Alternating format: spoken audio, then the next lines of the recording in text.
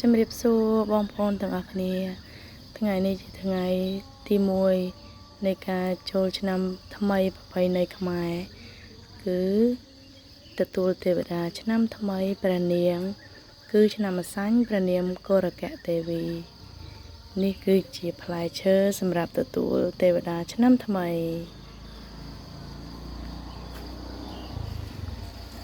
សំខាន់គឺស្លាធម៌ធ្វើដោយធម្មជាតិស្រស់ស្អាតស្នាដៃលោកប៉ា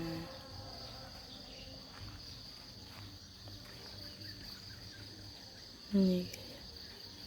ចុងថ្ងៃនេះជាថ្ងៃមហាសង្ក្រាន្តទទួលទេវតាឆ្នាំថ្មីសូមឲ្យកូនចៅទាំងប្រុសស្រីរកស៊ីមានបានកើតកាលវាគុំដូចជុំសុខដុមរមនាឆ្នាំថ្មីប្រពៃណីខ្មែរឆ្នាំម្សាញ់ត្រូវនឹងព្រះនាមទេវតាឆ្នាំថ្មីគឺកុរកៈទេវីនេះគឺជាការរៀបចំបែបប្រពៃណីខ្មែរ traditional ខ្មែរ Happy New Year នេះគឺជាផ្លែឈើគឺរំដាប់ផ្លែឈើសែនចាប់ពី3មុខឡើងទៅ5មុខតាមធនធាន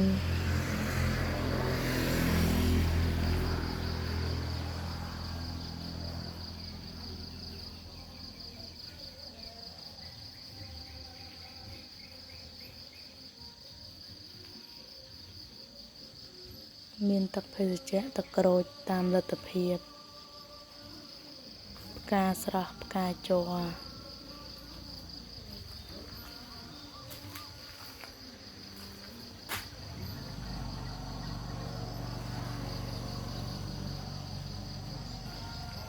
នេះផ្កាជក់រត់ជ័រទេតែស្រស់ស្អាតណាស់បងប្អូន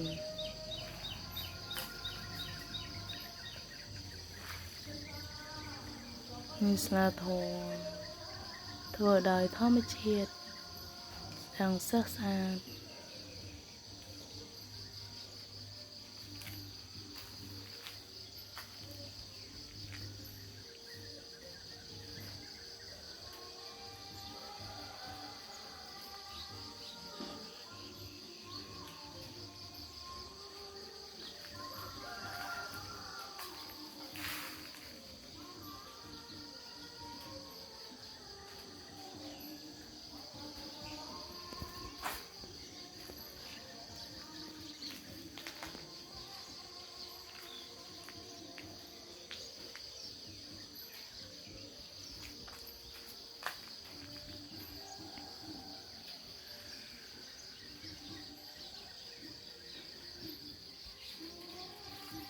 ស្រស់ស្អាតបែបធម្មជាតិ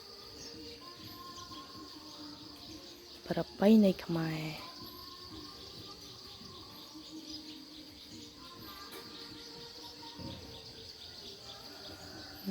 ការជក់រត់ជ័រតែស្អាត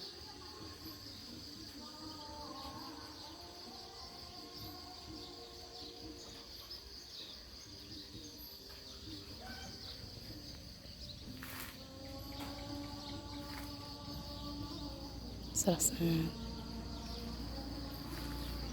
ដុតធូបដុតទៀន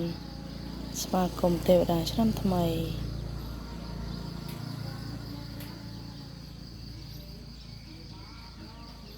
ឆ្នាំម្សាញ់ត្រូវនឹងព្រះនាមទេវតាឈ្មោះកុរកៈទេវី